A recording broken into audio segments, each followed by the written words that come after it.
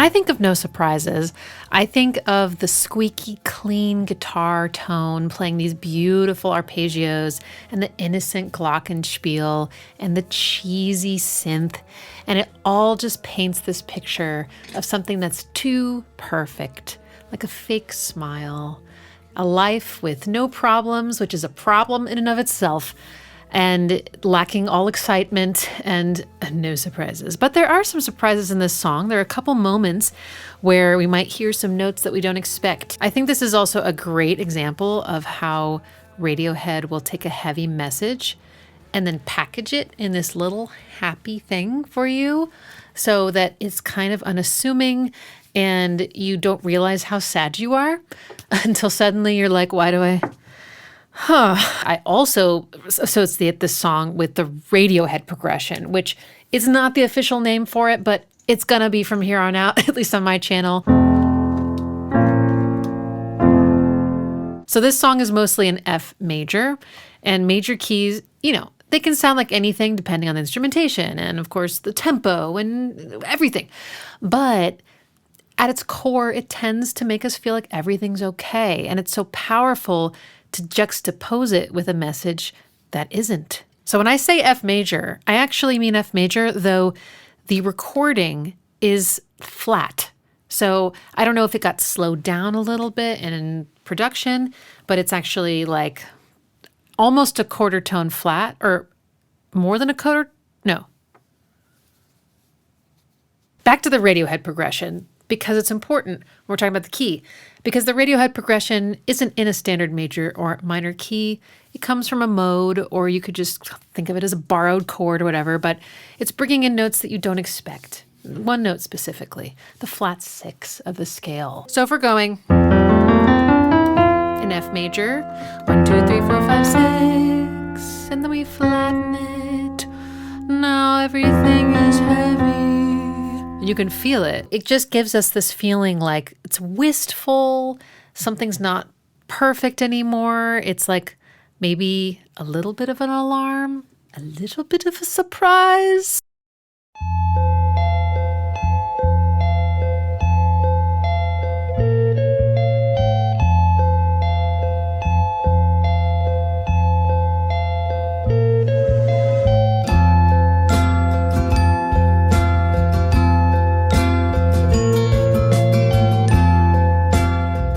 Ed is so beautifully capturing the Radiohead progression in arpeggio form with the squeaky clean guitar line. So he goes.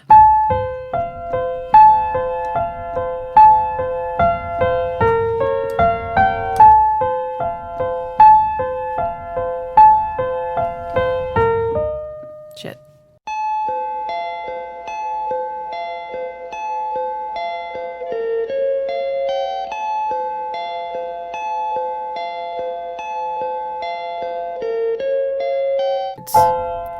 F major, and then a B flat minor 6 chord. And all you really need to know about that is that you got the minor, and then you have this note, which is like kind of the best part, right? It's like, it's not. I mean, it's all of it together, but I always look forward to that one part. It's so pretty. We've got Tom on acoustic guitar, and he is playing a suspension against this major chord. A suspension.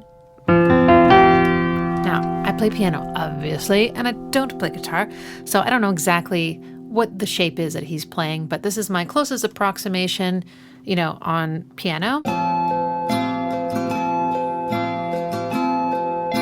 Now, if I crunch all these notes up together, you get this. So altogether, they create a beautiful chord called an add 9 chord. And it's like a major chord with this note stuck in, and it's creating dissonance and tension. And what I love about how they've arranged things is that Ed is doing the pure, right, perfect fake smile, and Tom is doing the tension. And the tension is right at the top, and he's just really, and it gets louder when it goes into the second verse, or maybe it's the third verse, but yeah, that pinch, dun, dun, dun, da. And it's just, it's so gorgeous. One of the new things I heard was what Tom is doing after this suspension. Listen to the movement. It's so nice. See, every part is so good. Johnny's on the glockenspiel. The glockenspiel at first is just accenting some of those notes. And then later it decides, okay, I'm going to go ahead and join in fully. So at first it's just going.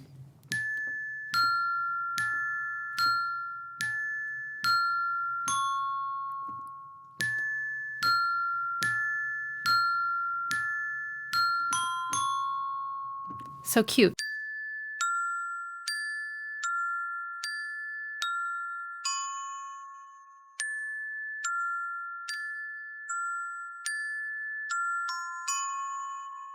Colin's on the bass, and Colin is keeping it nice and steady. He's just giving us a pattern where there's a lot of little uh-uhs, little syncopated jabs, and it's kind of cheeky. And then he goes.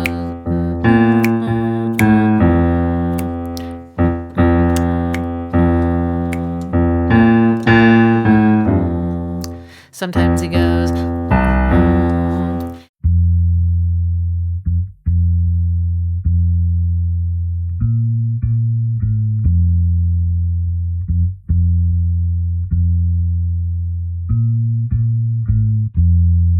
There's a little synth swell of a really discordant, well, the chord itself isn't discordant, but it's not in the key. And it comes in right before the drums come in. It's just this random little listen. I feel like that's so Radiohead. Let's just have some like irrelevant information, bleepy, bloopy, kind of like something's off. It's not perfect. It's a hint. It's a hint.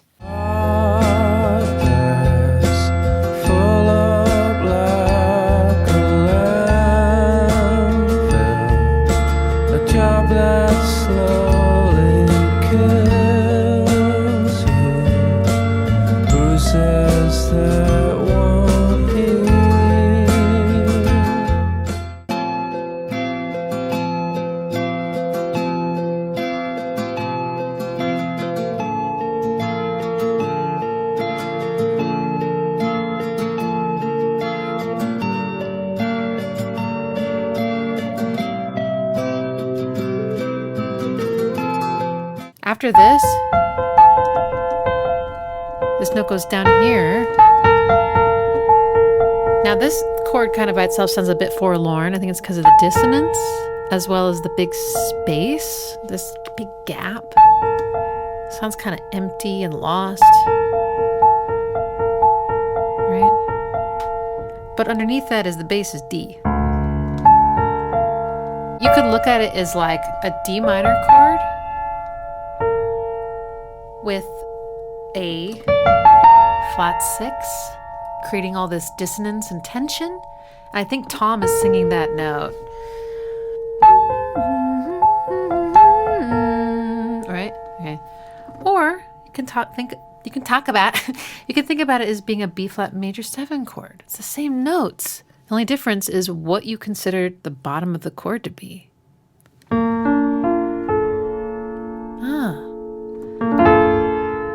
But just with the D and the bass. That's kind of more how I hear it, but, meanwhile, the glockenspiel is doing D minor, right? So it's kind of both. Either way, it sounds real sad. The guitar, Ed, is playing B flat major, but the bass and everything else and the guitar, the acoustic guitar, I have to stop saying the guitar. The acoustic guitar is on the G and G minor. So it's G minor, but this is the 7th. It's a similar situation, you notice, as the other one, where basically some of the instruments are playing like some major chord or some minor chord, and then the other instruments are playing a different chord that's related and has a lot in common, but it is kind of different, and they're sort of overlapping, and it's creating dissonance, crunchiness, beauty, and for someone analyzing it, some uncertainty, but I don't really care. I just know that this is incredibly beautiful, and I love that. And then Then it goes to a C major with a little bit of attitude, and then back here. So 2-5-1, I don't play jazz, but I know that's like a big deal in jazz. 2-5-1, 2-5-1. The 2 sets you up for the 5, which brings you back down. So that's kind of nice and tradish, and it feels, again, kind of perfect, right? Like, and maybe a little boring, just like what's the word? Oh my God. Protagonist of the song. I don't know if there's a protagonist. I don't think it's really from anyone's point of view, but it feels like I'm watching someone, like as I'm listening to the song. I'm not going to talk about the drums very much in this song. Phil gives us a nice basic rock beat. He's not being flashy. He's doing the song justice, but he's staying in the background. And he's just giving us a little bit of a nice, sort of following some of the accent patterns that Tom is playing on his rhythm guitar. All right, let's look at the bass line. He's doing something that I've noticed in other songs on this album, is that he's mostly holding down chord tones. So he's supporting the harmony, often playing the roots of chords, which is the strongest support you can give to a chord in the bass. And then in between the notes, he's got some movement. He's connecting the notes. He's not just going.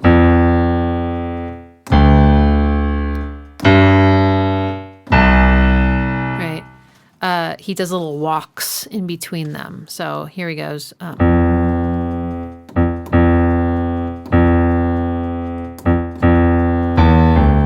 Da-da.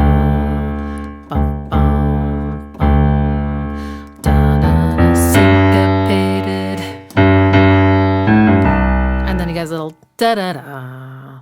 And here he just did up to go right up. Sometimes he walks up. Yes, I know, it sounded like the Addams Family.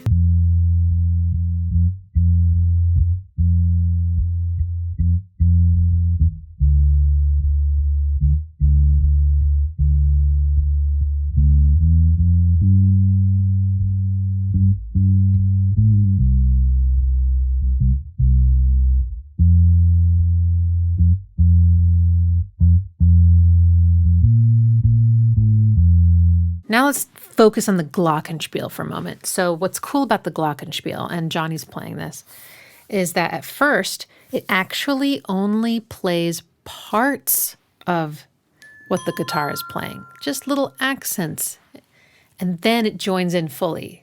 I didn't realize that before. So at first it's just going.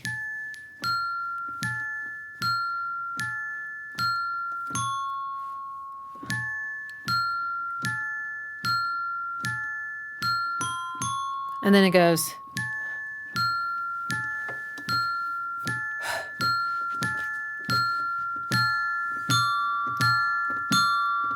And as things start to get more interesting.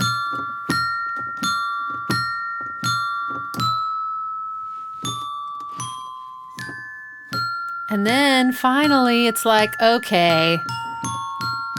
Sorry, I skipped a beat. And then it's on board fully, and it's going along just like the guitar. Ed, I mean.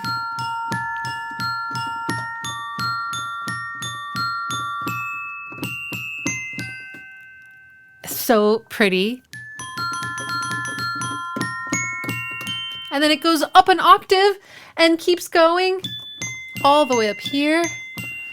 Anyway, here's me playing it through from some of these parts. So I love this because they're playing with textures, right? Instead of the glockenspiel and Ed's guitar, just instead of Johnny and Ed, the glockenspiel and this lead guitar, just playing the exact same thing the whole time, which honestly would have been cool. It really wouldn't have made or broken the song. Wow, putting that saying in past tense does not work. It is nice that they're playing with the different tones and different attacks, right? Because glockenspiel has a very strong attack and a very different timbre, and also playing with its octaves, right? And the different timbres that creates. So there's just so much variety in them leaving out notes at first and then doing intervals and then doing little, doing that while the guitar goes. right? It's like they're complementary, but they're different. And sometimes they overlap and sometimes they're kind of a little in call and response mode. It's just really, really lovely to just listen to that one layer.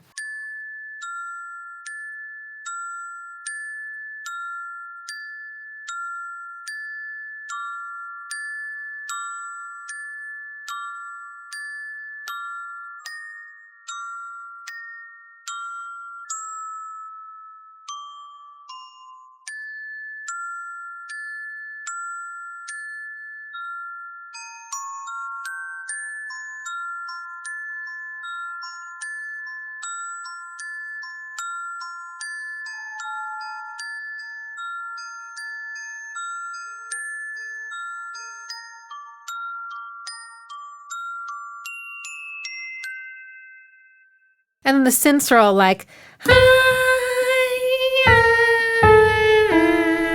I don't know enough about synthesis to be like, I know exactly what kind of synth that was and I know how to recreate it. So what I did though is I took its sort of vintage mono quality and I just loaded up a Mellotron violin because I feel like it has that vibe. And here's what that sounds like, kind of isolated. Just kind of doing what like a pad would do, right? Just adding some fullness, making things sound like, it's like those old commercials. I think it's commercials. You see like a floating bubble of a head and they're like, it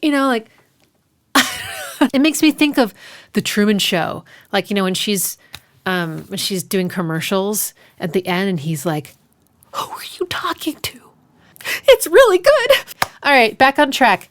Radiohead. All right, let's talk about Tom's voice. Sad as fuck. One of the reasons that this vocal sounds so sad, it's partly just because Tom. But the other reason is because of these very large descending intervals. So he's just, I don't even think I can sing these. Da, da, da, da, da.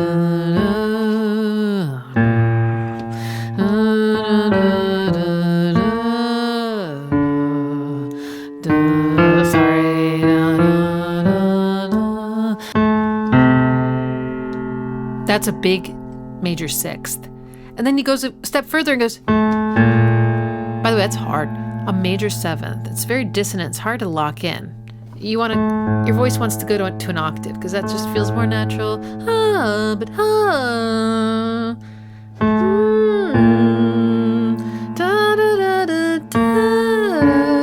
Another sixth, minor sixth. And then he walks up.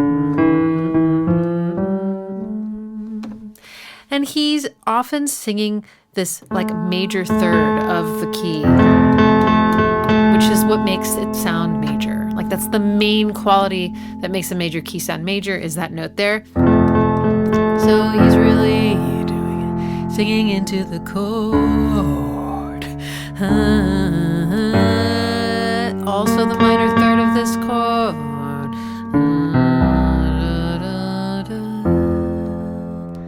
So it just, again, accentuates all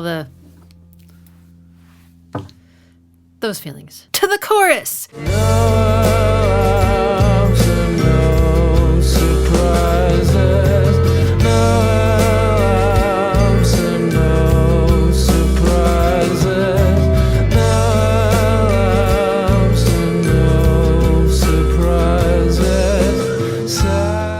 Now we have some different chords. And you'll notice there's a lot of verses leading up to the chorus. It takes a bit of time to finally get there, right? Now, this has a nice stuck feeling. So the chords are G minor and then C major.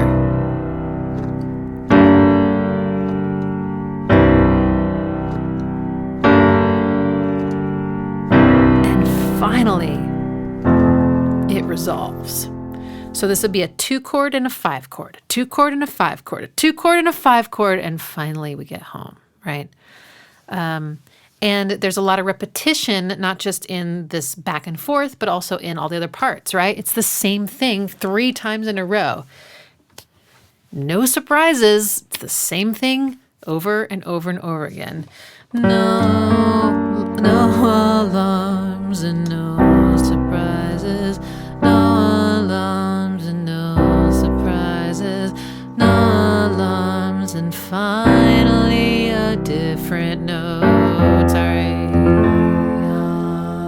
the guitar, I'm sorry, Ed, the clean lead guitar goes.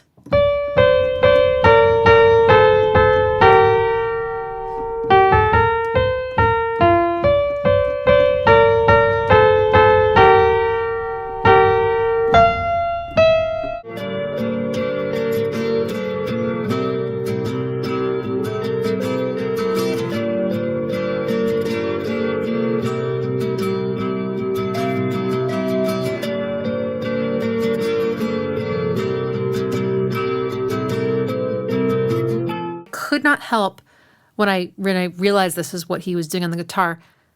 And it sounds so similar to what happens in the string part in Climbing Up the Walls. I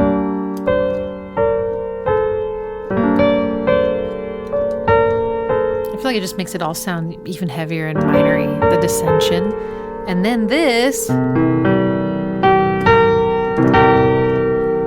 that guitar part turns the chord into a sassy dominant seventh chord.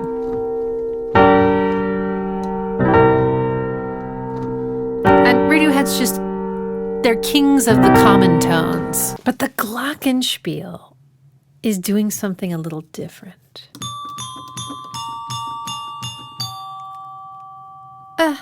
Difference is it doesn't go in thirds down, it just keeps that D. And what's even cooler is that in the second chorus, the D comes down to the C at the end. So it goes.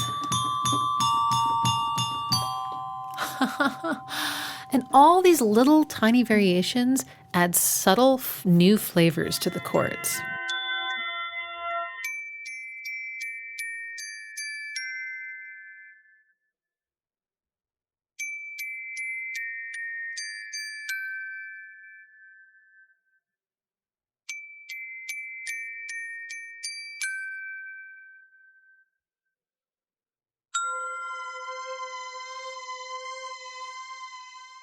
That just seems to be something that happens when you've got so many harmonically charged instruments with harmonically charged people behind them. And they're just finding all these cool ways to mix and mingle all the colors. I just love it. Bass.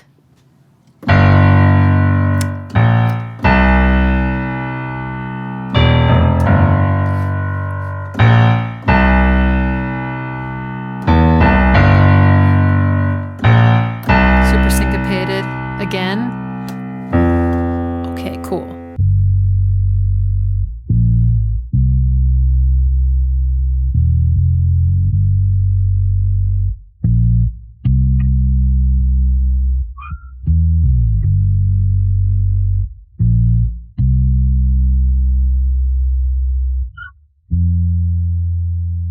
And that's just the first chorus. The second chorus, Colin adds a little bit more. So walking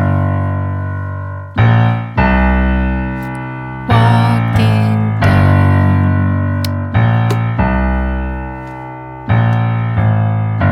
Similarly, the glockenspiel adds more on to its. It might be all the way up here at that point because it keeps going between octaves.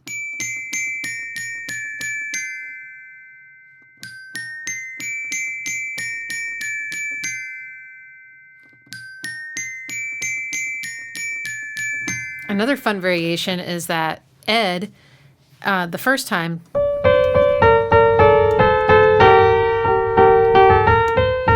does that first, and then the second time, this, which kind of feels like a suspension. Amen.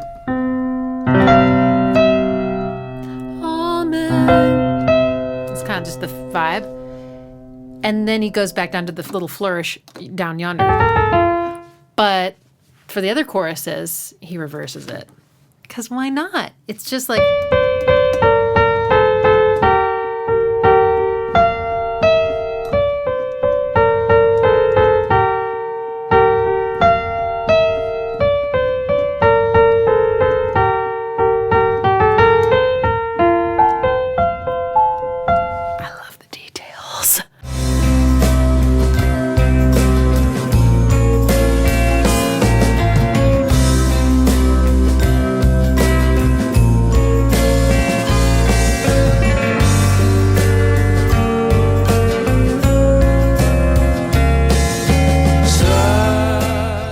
that do do do do do do do always sounded like magic to me, and now I know why. The Ed, the Ed guitar and the glockenspiel are in harmony, going up this minor chord, this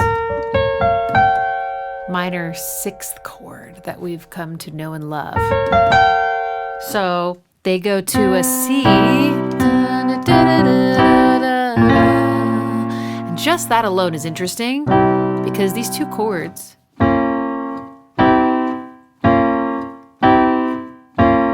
there's a big gap like between the third of this chord and the third of this chord. Big gap.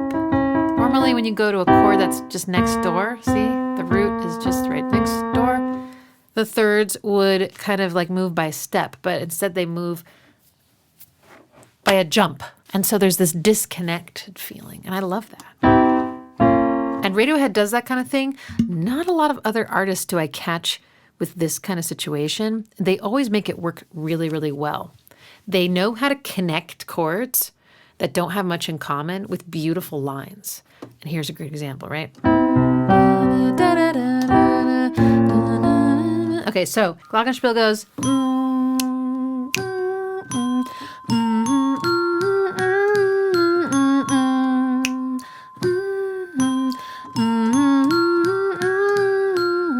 Okay.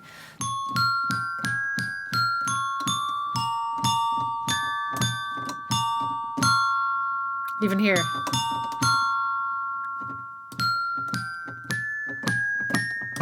And then there as well. There's just all sorts of cool mixtures.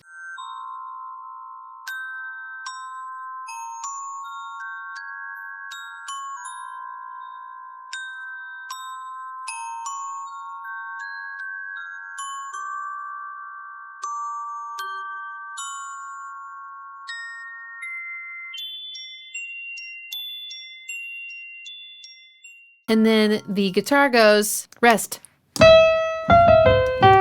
So pretty. And then, so he goes higher than the glockenspiel. Glockenspiel only gets to here. But Ed goes pretty, skips the A and G. So it's kind of the same chord, just, you know, ish. It feels like an extension. Yes, so if you kept going, third, fifth, seventh, ninth.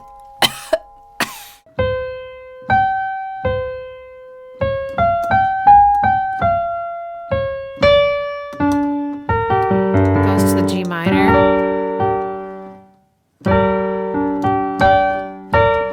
And then back to the B flat minor.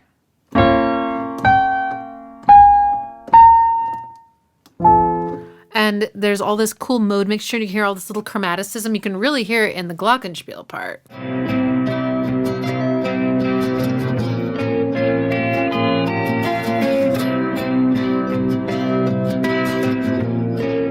I love this part. I think it's Ed again going.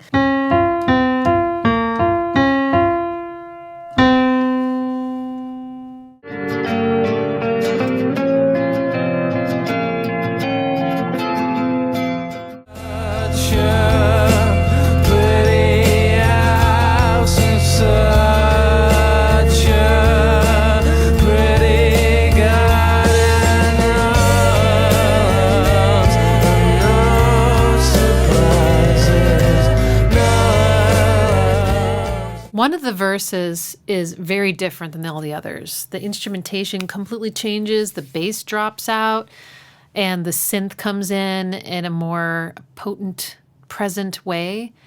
And Tom is changing notes, and the bass is changing notes. Everything's different.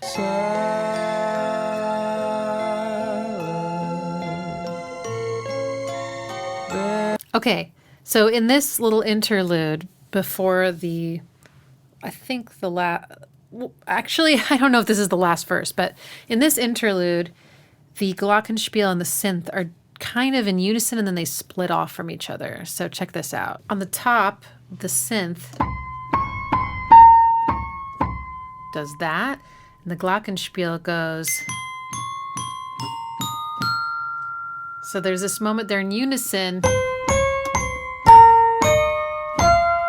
And then they come in harmony and resolve on different notes. It's so pretty. I love those details.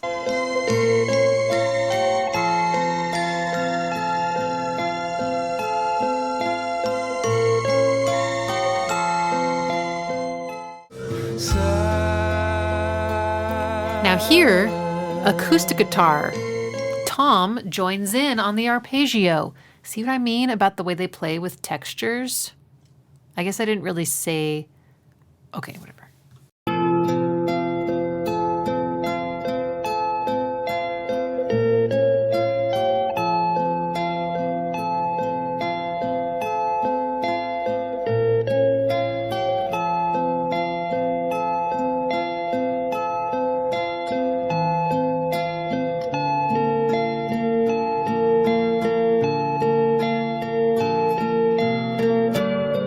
And Tom is no longer dipping down. No more dips.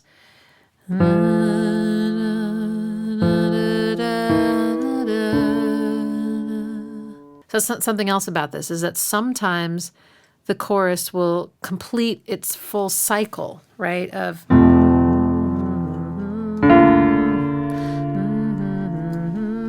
sorry.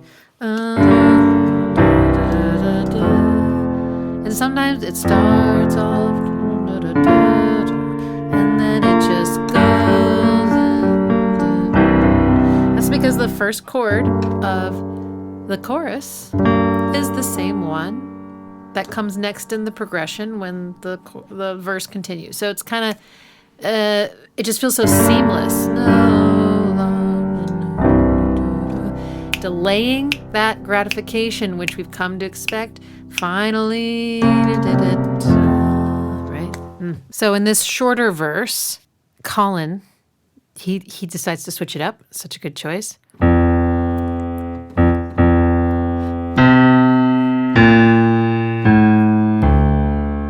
that just feels different because no longer is this note supporting the root of that chord. He goes, so he kind of leaves his post and goes high. And I don't know what it is, but I just love it when the bass actually like goes higher into its higher ranges. I feel like it sounds so good. It definitely doesn't sound strong anymore, but it sounds special. I don't know. I'm just obsessed with that sound. And this just feels so melodic and beautiful, and it's sad because then it just plunges back down. There's some vocal harmonies on the very last verse and chorus, and this whole song feels like it does feel so repetitive, right? I mean, there's so many verses and so many choruses, but it just feels like it's ramping up, and the inner screaming is getting louder and louder as the song goes on. Such a pretty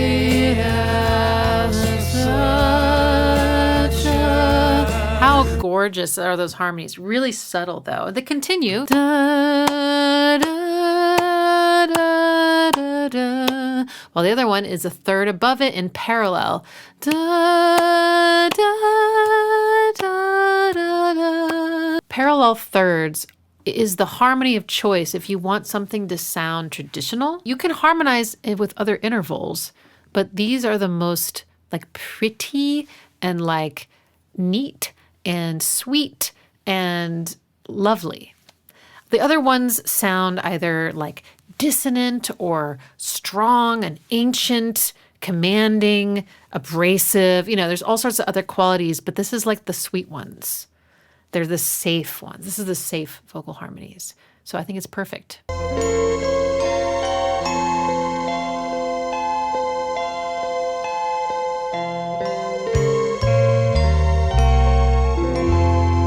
All the attention on this outro is going to be on the synth probably and the glockenspiel, but the bass, check this out. So they're all going on the F chord.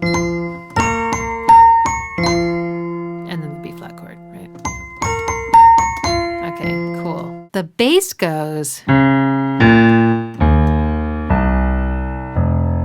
Okay, we just have to look at this because, gosh, there's some note or two in there that feels like, I love how contained that is. And the bass goes this big run, jumpy line all the way down. Each one hitting like, ooh, ooh, ooh, ooh, ooh, until you get to the bottom. This is the flat, okay, this is the flat 7. Oh, that's why. I don't think this note has been played at all the entire song. Literally. I think this is the only E flat in the whole song. No, that's not true. Sorry. There's one other part. It's when it goes, the Glockenspiel goes, okay, just that one part. Okay, so that's part of why this sounds so cool after all this, right? That's not the only thing, though, that's doing something there. We have the synth and the Glockenspiel. We got the bass. And clean guitar.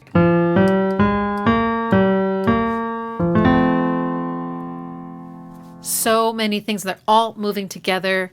And it's just so delightful. Oh my gosh, there's a tambourine. I forgot to mention the tambourine. The tambourine makes things feel Christmassy as well, I feel. It's just, it's like in the Sam family, is what I was going to say. It's in the Sam family as sleigh bells.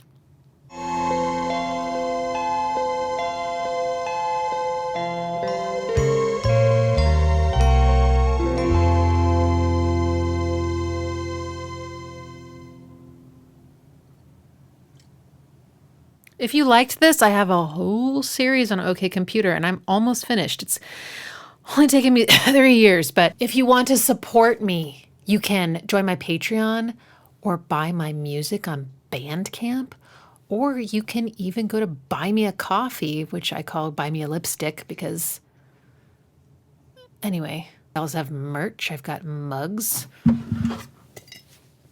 Da da da da da da da da da. La la la la la. Okay. Thanks to my patrons for sponsoring this video because I can't bring myself to take like sponsorships. I want to take sponsorships from you. Baby Pax does whatever a Baby Pax does.